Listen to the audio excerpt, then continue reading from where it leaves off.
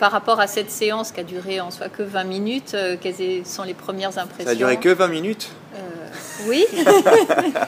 D'accord, bon, j'avais l'impression que ça durait beaucoup plus longtemps vu l'effort. J'ai senti le muscle travailler, surtout sur la partie cuisse, quadriceps et ischio-jambier. Jusqu'à un moment où la douleur est venue un petit peu similaire à celle que l'on peut ressentir pendant un jogging ou une sortie en vélo de route. Mais elle s'est vite estompée et elle s'est vite radoucie en fait. Et ça a été beaucoup plus sur la durée. Le muscle, je ne sentais pas mon muscle s'atrophier en fait. C'est-à-dire que je le sentais travailler et forcer, mais tout en gardant une certaine décontraction. Je pense que c'est le fait de se retrouver dans l'eau qui permettait d'avoir un certain relâchement. Mais par contre, sur l'aquabike, il y a une résistance permanente. C'est pas uniquement sur l'appui du pied, c'est également sur la remontée du pied. Et c'est ça qui nous manque sur une sortie en vélo ou sur un vélo d'appartement. Donc du coup, j'ai les pulses qui sont montés assez rapidement. Donc très cardio. Ouais, et heureusement que les séries ont été plutôt courtes parce que sinon elles auraient pu rester en haut assez longtemps. Et moi, ce que j'ai particulièrement apprécié, c'est la partie où on travaille également le haut du corps. Ça nous permet de l'alterner. Moi, ça me permet d'aérer mon esprit. J'ai pas l'impression de faire le même exercice pendant 20 ou 40 minutes, mais ça me permet de réaliser que je travaille sur le bas du corps, donc le cardio, mais également le haut du corps sur l'aspect un peu plus physique et esthétique. Donc assez complémentaire par rapport à un entraînement classique. Ouais, carrément. Au niveau des muscles sollicités, on peut dire que c'est des muscles qui sont différents de ce qu'on peut être amené à faire en natation ou Différents, non, complémentaires, je dirais. Il y a bien évidemment le travail sur les jambes qui est effectué, mais ce qui peut être vraiment complémentaire avec la natation, c'est la partie tout ce qui est gainage. Donc sur la position sur le vélo quand on fait travailler les jambes, surtout quand on est sur les positions debout, en flexion ou tout en bas, où il y a un travail de gainage au niveau du bassin, que l'on retrouve également quand on nage, où on se focalise sur le placement du bassin. Et après, sur tout ce qui est parti être en appui sur les bras, donc travail d'épaule, travail d'appui également, puisqu'il y a ce mouvement de va-et-vient sur les côtés.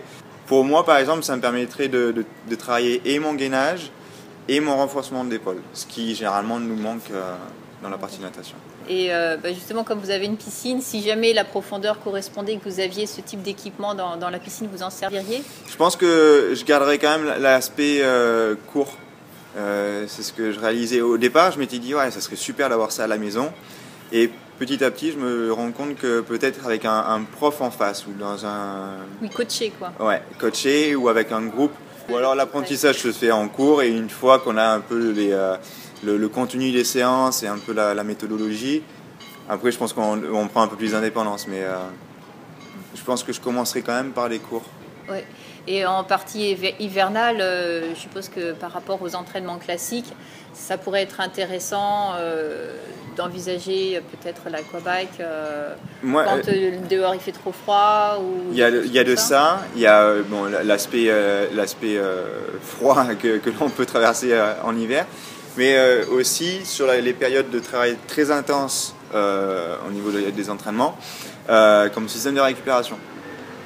Voilà, pas partir sur des séances d'aquabike où on est sur l'intensité ou le dépassement de soi-même, mais plutôt sur la relaxation et le travail justement de récupération sur les jambes, les genoux. C'est quelque chose qu'on a souvent tendance à délaisser ou qui nous est pas forcément permis de faire. C'est pas en faisant un jogging qu'on va récupérer forcément, au contraire. Et puis le jogging, il y a les micro-traumatismes aussi. Liés aux chevilles, aux genoux. Voilà. Et nous, on a besoin d'avoir une certaine flexibilité au niveau des chevilles. Et avec l'aquabiking, on peut la garder, on peut la conserver.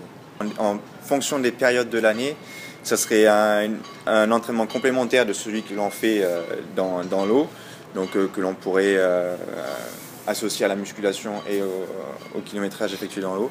Et en fonction des autres périodes, à l'approche des plus grandes compétitions, on pourrait également s'en servir comme système de récupération. Ça vous arrive des fois d'avoir des blessés ou des choses comme ça? Ça nous arrive. Là en ce moment, on en a un qui vient de se faire opérer du genou. Ça serait parfait pour lui pour compléter sa rééducation. Ouais. Donc en résumé, ça vous a plu? Ouais, je dirais conquis même. Je dirais, ouais.